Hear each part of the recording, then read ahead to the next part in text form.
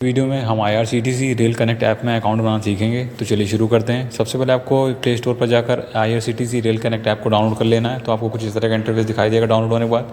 चलिए हम इसे ओपन कर लेते हैं। आप देख सकते हैं हमने ऐप को ओपन कर लिया है। तो आपके सामने एक पॉपअप विंडो आएगी अलर्ट वाली। तो आपको नीचे की ओर ओके वाला बटन दिखाई दे रहा होगा दाएं साइड। तो आपको उसमें क्लिक करके आगे बढ़ जाना है। तो पॉपअप विंडो आएगा तो आपको नीचे की ओर ओके वाला बटन दिखाई दे रहा होगा। तो आपको उसमें क्लिक करके आगे बढ़ जाना है। आप ऐप के मेन इंटरफेस पे आ जाएंगे तो आपको ऊपर की ओर दाईं तरफ दिखाई दे रहा होगा लाल बॉक्स जिसके अंदर लिखा है लॉगिन। तो आपको उसमें क्लिक कर देना है। फिर आप यहाँ पे अगले पेज पे आ जाएंगे तो आप ऊपर साइड देखेंगे दाएं साइड में तो आपको लाल बॉक्स में दिखाई दे रहा होगा लिखा हुआ रजिस्टर यूज़र। तो आपको उसमें क्लिक कर देना है। फिर आप यहाँ पे अगले पेज पे आ जाएंगे तो आपको अपनी निजी जानकारी यहाँ पे अंकित करनी है। सबसे पहले आपको मोबाइल नंबर अंकित कर देना है। फिर उसके बाद आपको ईमेल आईडी अंकित कर देनी है। फिर उसके बाद आपको यूज़र नेम बना लेना है। जिस तरह हम अपना यूज़र नेम नेट बैंकिंग बनाते हैं उसी तरह यहाँ पे बना लेना है। फिर उसके बाद आपको अपना नया पासवर्ड अंकित करना है। फिर उसको कंफर्म करना है और फिर उसके बाद आपको फर्स्ट नेम अंकित कर देना है अपना। अगर आपका मिडिल नेम यहाँ पे अंकित करना चाहें तो कर सकते हैं क्योंकि यहाँ पे ऑप्शनल लिखा हुआ है। तो आप अंकित करना चाहें तो कर सकते हैं। इसी तरह लास्ट नेम भी अंकित करना चाहें तो कर सकते हैं, नहीं तो खाली छोड़ सकते हैं। फिर उसके बाद आपको अपनी डेट ऑफ बर्थ अंकित कर देनी है। अगर आपका यहाँ जो जेंडर दे रखा है M, F और T, अगर आप मेल हैं तो M में कर देंगे, फीमेल हैं तो F में, अगर ट्रांसजेंडर है तो T में कर देंगे। और फिर उसके बाद आपको नेशनलिटी यहाँ चुन लेनी है। और उसके बाद आपको यहाँ पे एक सिक्योरिटी क्वेश्चन यहाँ पे अंकित चुन लेना है क्योंकि यहाँ पे अगर आप पासवर्ड भूल जाते हैं तो सिक्योरिटी क्वेश्चन के माध्यम से आप पासवर्ड रीसेट करते हैं।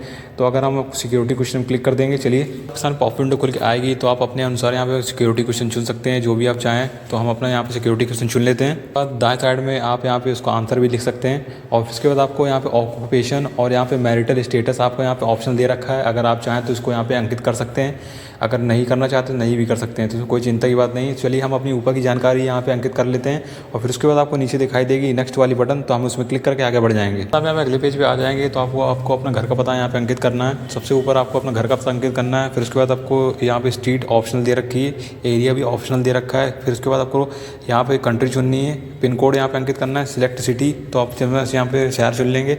फिर उसके बाद राज्य चुनना है। फिर उसके बाद आपको यहाँ पे पोस्ट ऑफिस यहाँ पे जो भी लगता है वो आपको यहाँ पे इसमें क्लिक करके चुन लेंगे।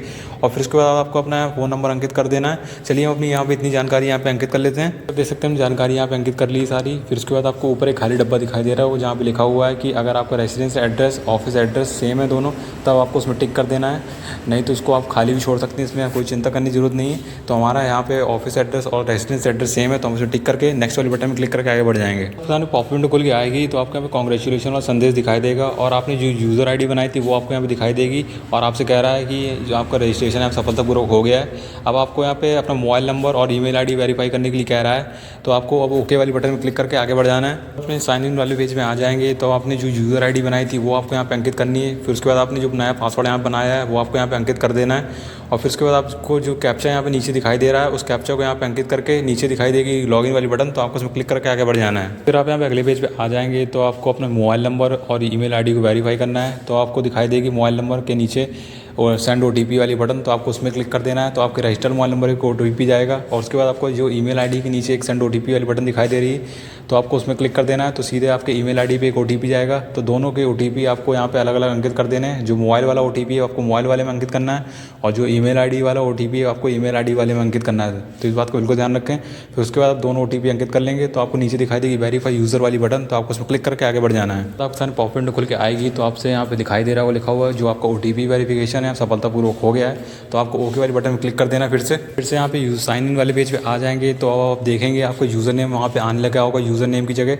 अब आपको सीधे अपना पासवर्ड यहाँ पे अंकित करना है और नीचे आपको कैप्चा आएगा, आपको यहाँ पे कैप्चा अंकित करके नीचे दिखाई दी लॉगिन वाली बटन। तो आपको इसमें क्लिक करके फिर से लॉगिन कर लेना है। फिर आप यहाँ पे जनरेट पिन वाले पेज पे आ जाएंगे तो आपको अपना यहाँ पे एमपिन यहाँ पे बना लेना है जिससे बार बार आपको यहाँ पे पासवर्ड अंकित करना नहीं पड़ेगा, सीधे आप अपने एमपिन के माध्यम से लॉगिन कर पाएंगे सीधे।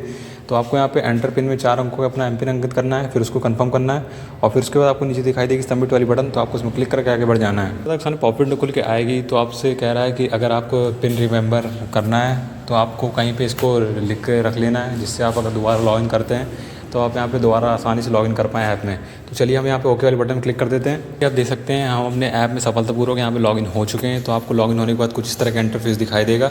तो आप आसानी से अपनी ट्रेन की टिकट यहाँ बुक कर सकते हैं। तो मैं यहाँ पे आशा करता हूँ आपको समझ में आ गया होगा स्टेप बाय स्टेप, जैसे मैंने वीडियो में बताया किस तरह आपको रजिस्ट्रेशन करना है IRCTC रेल कनेक्ट ऐप में। तो आप भी सेम प्रक्रिया से कर सकते हैं जैसे मैंने बताया है। तो मैं यहाँ पे आशा करता हूँ आपको समझ में आ गया होगा। अगर आ गया तो वीडियो को लाइक कर दें, चैनल सब्सक्राइब करें और कमेंट जरूर करें।